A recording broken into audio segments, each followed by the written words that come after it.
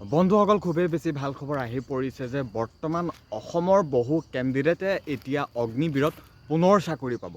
মানে অগ্নিবীৰৰ physical date আহি পৰিছে এতিয়া, যিহেতু তেওঁলোকে ৰিটেন এক্সামিনেশ্যন ক্লিয়াৰ কৰি দিলে আৰু ক্লিয়াৰ কৰাৰ পাছতে এতিয়া তেওঁলোকক ফিজিকেল দিবলৈ মাতিছে। আৰু এই ফিজিকেল আৰম্ভ হ'ব ফেব্ৰুৱাৰী মাহৰ পৰা 2026, মানে আৰু এটা মাহৰ পাছৰ পৰাই তেওঁলোকৰ ফিজিকেল টেষ্ট আৰম্ভ হ'ব অসমৰ কেণ্ডিডেটৰ। গতিকে বহুত বেছি ভাল খবৰ। হয়তো তেওঁলোকে এই কথাষাৰ অফিচিয়েল ৱেবছাইটৰ জৰিয়তেও হয়তো গম পাইছে বা গম পোৱা নাই যদিনো আজি এই ভিডিঅ'টো চাই হয়তো নিশ্চয় গম পাব। তেওঁলোকে তেওঁলোকৰ নিজৰ যিটো ID আছে সেই IDটো জইন ইণ্ডিয়ান আৰ্মি অফিচিয়েল ৱেবছাইটত গৈ লগ ইন কৰক, আৰু লগ ইন কৰাৰ পাছতে তেওঁলোকৰ ইণ্টাৰভিউটো কেতিয়া ক'ত পৰিছে সকলোখিনি ইনফৰমেশ্যন পাই যাব। গতিকে বহুত বেছি ভাল খবৰ। এইবাৰো 2026 বৰ্ষতো আমাৰ অসমৰ পৰা বহুখিনি কেণ্ডিডেটে ইণ্ডিয়ান আৰ্মিত চাকৰি পাবলৈ সক্ষম হ'ব। এতিয়া ফাৰ্ষ্টে হ'ব তেওঁলোকৰ ফিজিকেল, মানে তেওঁলোকৰ ৰিটেন হৈ গ'ল। ৰিটেন হৈ যোৱাৰ পিছত এতিয়া তেওঁলোকৰ হ'ব ফিজিকেল, আৰু ফিজিকেল ক্লিয়াৰ হোৱাৰ পাছতে তেওঁলোকৰ হ'ব ডকুমেণ্টছ ভেৰিফিকেশ্যন। এইখিনিতো হ'বই ফিজিকেলৰ দিনাখনে। তাৰপিছতে হ'ব তেওঁলোকৰ মেডিকেল, আৰু মেডিকেল কমপ্লিট হোৱাৰ পাছতে তেওঁলোকৰ ফাইনেল মেৰিট আউট হ'ব, মানে লিষ্ট আহি যাব। গতিকে বহুত বেছি ভাল খবৰ। এতিয়া আমাৰ অগ্নিবীৰ আগৰ সেই ইণ্ডিয়ান আৰ্মিৰ নিচিনা নহয়। এতিয়া অগ্নিবীৰটো চাবলৈ গ'লে বহুত মানে ইজি হৈ গ'ল। গতিকে সেই হিচাপত চাকৰি ল'বলৈ বহুত ইজি মানে আৰু, কাৰণ ৰিটেনটো ফাৰ্ষ্টে ক্লিয়াৰ কৰি দিয়ে। তাৰপিছত ৰানিঙত এতিয়া বহুত কম কেণ্ডিডেটে কোৱালিফাই কৰিছে মানে ফিজিকেল দিবলৈ। ফিজিকেলত বহুত কম কেণ্ডিডেটে আহিছে, বা ৰিটেন পাছ কৰাৰ পিছত বহুত কম কেণ্ডিডেট মানে পাছ কৰা নাই, কাটঅফত তেওঁলোক অহা নাই। আৰু কিছুমান 10 পাছ 12 পাছত দিওঁতেও ট্ৰেডমেনত আহি গৈছে, তেনেকুৱা নিচিনা কথা। বাৰু যি কি নহওক, ট্ৰেডমেনৰ হওক বা যি দিয়ে হওক, লাক নাৰ্ছিং যেনেকুৱা যিয়ে নহওক কিয়, যিমানখিনি কেণ্ডিডেট বৰ্তমান এতিয়া ফিজিকেল দিবলৈ পাব, তেওঁলোকৰ কিন্তু চান্স মজা আছে এই অগ্নিবীৰত চাকৰিটো ল'বলৈ। চান্স মজা আছে, মানে কাটঅফটো তেওঁলোকৰ হাই গুচি গ'ল ৰিটেন টেষ্টত। এতিয়া বহুত কম মানে বহুত ইমান বেছিও কম নহ'ব, কিন্তু কম আৰু। গতিকে এই কম সংখ্যক কেণ্ডিডেটে তেওঁলোকে ফিজিকেল দিব পাব। গতিকে তেওঁলোকে ফিজিকেলৰ বাবে প্ৰিপেৰেশ্যন কৰক। ফিজিকেল হ'ব ফেব্ৰুৱাৰী মাহৰ পৰা 1600 মিটাৰ ৰানিং। গতিকে অফিচিয়েল নটিফিকেশ্যনৰ সৈতেও মই বুজাই দিছোঁ, ডকুমেণ্টছৰ পৰা আদি কৰি ৰেলী ফিজিকেলৰ ক'ত কিমান মাৰ্ক আছে, ক'ত কিমান ৰানিং কৰাব, সেইখিনি সম্পৰ্কতো দেখুৱাই দিম। আৰু এই ফিজিকেল হ'বলৈ গৈছে ফেব্ৰুৱাৰী মাহত। গতিকে এতিয়া মই অফিচিয়েল নটিছখন তোমালোকক দেখুৱাই দিছোঁ, টাইম কিমান আছে, ডকুমেণ্টছ কি লৈ যাবা, A to Z আজি এই ভিডিঅ'টোতে বুজাই দিছোঁ যে অসমত পুনৰ অগ্নিবীৰত চাকৰি ল'বলৈ সক্ষম হ'ব। আৰু হয়তো কেইটামান মাহৰ পাছতে তেওঁলোকৰ হয়তো মেৰিটো আহি যাব। ফিজিকেল ক্লিয়াৰ মানে মেডিকেল লগালগ হৈ যায়, তাৰপিছত মেৰিট আহি যায়। গতিকে বহু সংখ্যকে এইবাৰ অসমৰ পৰা ইণ্ডিয়ান আৰ্মি অগ্নিবীৰত চাকৰি পাব। গতিকে ভিডিঅ'টো চোৱা, গোটেই ডিটেইলছ জানা ফিজিকেল দিয়াৰ আগতে, আৰু এই ভিডিঅ'টো যিমান পাৰা সিমান বেছি শ্বেয়াৰ কৰা। আকৌ নিউ ভেকেঞ্চিও আহিবলগীয়া আছে অগ্নিবীৰৰ। গতিকে তেওঁলোকক আজি এই ৰিলটো বা আজি এই ভিডিঅ'টো শ্বেয়াৰ কৰি, কোনোবা যদি নতুনকৈ আহিছিলা মোৰ আজি চেনেল বা পেজটোলৈ বা আজি এই ভিডিঅ'টোৰ মাধ্যমলৈ, গতিকে ফ'ল' বা ছাবস্ক্ৰাইব কৰিবলৈ একেবাৰে নাপাহৰিবা। কিন্তু ভিডিঅ'টো শেষলৈকে চোৱা, গোটেই কথাখিনি A to Z জানিব পাৰিবা। অগ্নিবীৰসকলৰ যিহেতু এতিয়া ফিজিকেল হ'ব, এতিয়া ফিজিকেলটো দেখুৱাই দিছোঁ, তাৰপিছত ডকুমেণ্টছৰ কথা পাতিম। ফাৰ্ষ্টে তেওঁলোকৰ 1.6 কিলোমিটাৰ ৰানিং হ'ব। তাৰপিছত তেওঁলোকৰ থাকিব পুল আপছ মাৰিব দিব, তাৰপিছত 9 ফুট ডিষ্টেঞ্চ, তাৰপৰা জিগজাগ বেলেঞ্চ, এই 4টা।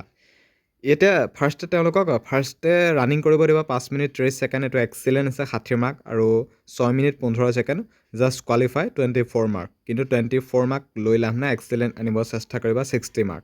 বাকী টাইমৰ পৰা ভিত্তি কৰি ইয়াত মাৰ্কসমূহ দিয়া হৈ আছে। 10টা পুল আপ মাৰিব পাৰিলে সম্পূৰ্ণ 40 মাৰ্ক, আৰু 9টা মাৰিলে 33, আৰু 6টা 7টা 8টা মাৰি লাভ নাই, এক্সিলেণ্ট আনিব চেষ্টা কৰিবা। মানে ফিজিকেলত যেতিয়া 100ত 100, তেতিয়া 100 নাহিলেও 88টো আহিব, তেনেকুৱা নিচিনা কথা। কাৰণ কম্পিটিশ্যন বহুত হৈ গৈছে, আৰু এই ৰানিং আৰু পুল আপছতে তেওঁলোকৰ মাৰ্কসমূহ থাকিব। বাকী তেওঁলোকৰ 9 ফিট ডিষ্টেঞ্চ মানে এটা গাঁত এটা খানি তাত জাপ মাৰিব দিব, সেইটো কোনো ধৰণৰ মাৰ্ক নাথাকে, জাষ্ট কোৱালিফাই হ'ব লাগে। আৰু জিগজাগ বেলেঞ্চি মানে ট্ৰেইনৰ নিচিনা চিৰি থাকিব, তাৰ ওপৰতে পাৰ হৈ যাব লাগে, তাতো মাৰ্ক নাথাকে, জাষ্ট কোৱালিফাই হ'ব লাগে। ফিজিকেল ইমানেই বুলি যে কথাষাৰ ক'লোঁ, কিন্তু ফিজিকেল টাফ আছে, কাৰণ কম্পিটিশ্যন যথেষ্টখিনি হৈ গৈ আছে। গতিকে ইণ্ডিয়ান আৰ্মি অগ্নিবীৰৰ ফিজিকেল ইমানেই হ'ব। আৰু এই ফিজিকেলটো কমপ্লিট হোৱাৰ পিছতে তেওঁলোকৰ ডকুমেণ্টছ ভেৰিফিকেশ্যন হ'ব। এতিয়া ডকুমেণ্টছবোৰ কেনেকুৱা ক'ত ধৰণত কিসমূহ বিচাৰিছে, অফিচিয়েল লিষ্টৰ সৈতে তেওঁলোকক মই দেখুৱাই বুজাব চেষ্টা কৰিছোঁ। ফাৰ্ষ্টে তেওঁলোকৰ এফিডেভিটটো এইটো এটা ফৰ্মেটত লৈ যাবা, এইটো বনাই এফিডেভিট এটা লাগিব। এইটো এফিডেভিট নিশ্চয় দেখিছে, এফিডেভিটটো লৈ যাবা। এফিডেভিট এনেকুৱা ফৰ্মেট এটা বনাই লৈ যাবা।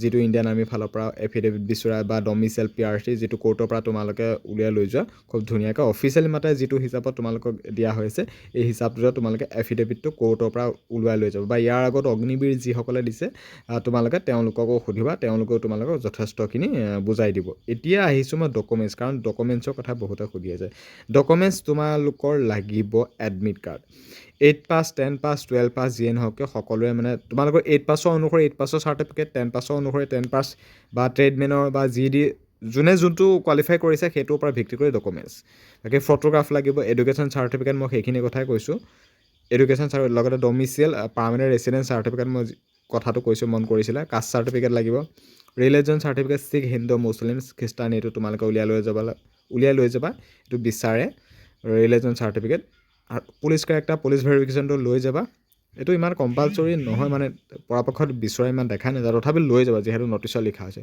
Police character certificate school character certificate আৰু তাৰপিছত কেৰেক্টাৰ চাৰ্টিফিকেট আহিব আনমেৰিড চাৰ্টিফিকেট এইটো গাঁওবুঢ়াই দি দিব কেৰেক্টাৰো গাঁওবুঢ়াই দি দিয়ে ৰিলিজন চাৰ্টিফিকেট তোমালোকৰ যদি আছে বাকী NCC চাৰ্টিফিকেট যদি আছে স্পৰ্টছ চাৰ্টিফিকেট যদি আছে এফিডেভিটটো মই কৈছোঁ আৰু ইয়াত দেখিছা অফিচিয়েল কোনটো কি হিচাপত বিচাৰিছে এইটো মেজিষ্ট্ৰেট ছিগনেচাৰ মাৰি খুব ধুনীয়াকৈ এফিডেভিট ইণ্ডিয়ান আৰ্মিৰ বাবে লৈ যাব বনাই পান কাৰ্ড আধাৰ কাৰ্ড তাতো ইয়াত ন' এলাউ বাকী তাতো যদি কিবা আছে তোমালোকে ইয়াত দেখিছে কোনে কিটো হিচাপত এপেণ্ডিক্স কিয়ত কি বিচাৰিছে এইটো নিশ্চয় গম পাইছা আৰু ৰিক্ৰুটমেণ্ট ৰেলি এনেকুৱাই ফিজিকেল ডকুমেণ্টছ এনেকুৱা হ'ব এইখিনি হৈ যোৱাৰ পিছত তোমালোকৰ হ'ব ফাইনেল মেডিকেল আৰু মেডিকেল তোমালোকৰ সকলোখিনি কোৱালিফাই কৰিব লাগিব চকু কাণ নাক দাঁত সকলোবিলাক তোমালোকৰ তাত চেকআপ কৰা হ'ব মেডিকেল টেষ্টটো খুব বেছি হাৰ্ড হয় বুলি ক'ব পাৰি ফিজিকেল ক্লিয়াৰ কৰাৰ পিছত ডকুমেণ্টছ তাৰপিছত মেডিকেল গতিকে মেডিকেলো ক্লিয়াৰ হোৱাৰ পিছত তোমালোকৰ ফাইনেল মেৰিট একদম মজাকৈ আউট হৈ যাব এইটো চিলেকশ্যন পাবাই চিয়'ৰ যদি তোমালোকে এইখিনি খুব ধুনীয়াকৈ এক্সেলেণ্টত ৰাখি যদি তোমালোকে কোৱালিফাই কৰিব পাৰা গতিকে ইমানেই আছিল অগ্নিবীৰ ফিজিকেল যিহেতু আহি আছে খুব সোনকালে ফেব্ৰুৱাৰীত গতিকে ভিডিঅ'টো খুব বেছি শ্বেয়াৰ কৰা যাতে কথাখিনি সকলোৱে গম পায় যে ইণ্ডিয়ান আৰ্মি অগ্নিবীৰৰ ফিজিকেল ডেট বৰ্তমান আহি পৰিছে